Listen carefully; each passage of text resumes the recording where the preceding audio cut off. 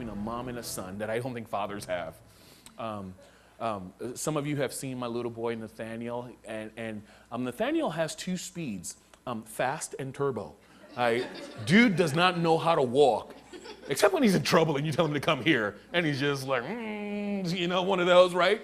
Fast and turbo, like every other 21-month-old boy that I've ever known. In light of his speeds, Nathaniel has acquired his fair share of bumps and bruises since he has learned how to crawl, okay? A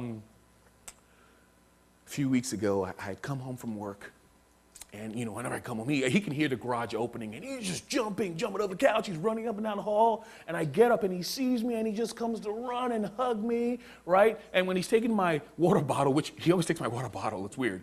He takes my water bottle, and he is running back to the living room to go do whatever he's doing. And so I'm closing the door, and I see him running, and I hear my wife in the living room. She's like, Nathaniel, stop running. I'm like, Nathaniel, calm down. And as he's running, and he trips, and Nathaniel falls face first on the part of our living room that has no carpet. And as soon as I saw him fall, I was like, oh, this is bad, because I heard something. And I just knew this was bad, and I just, and as a dad, generally my attitude is, if you ain't bleeding, just get up and shake it off, drink your sippy cup, you'll be fine, right? Okay, come on, you're a dude. That's just my attitude. It's worked so far for he and I. Maybe I'm not raised. I'm sure I'm going to put some emotional wounds in him. But generally, if there's no blood, he and I are cool. My wife, on the other hand, has a different philosophy. Like, if he's just like, she's like, what's wrong? Right? And on this particular afternoon, I'm trying to all be calm, and I go pick him up, and there is some blood. And you know what was more alarming to me, though? It wasn't even Nathaniel's, and he's fine. It wasn't that bad. He just bumped his lips a little bit. But, of course, there's blood and, looks worse than it really is. You know what was more alarming to me?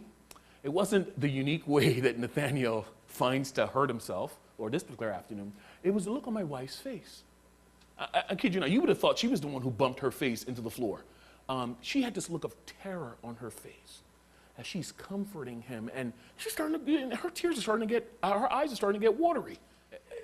She's connecting with him at a level that honestly, obviously I love my son and I care. I'm joking about not being the hard part, but there's something between a mom and her child that is, there's a connection on a level so that when they hurt, she hurts.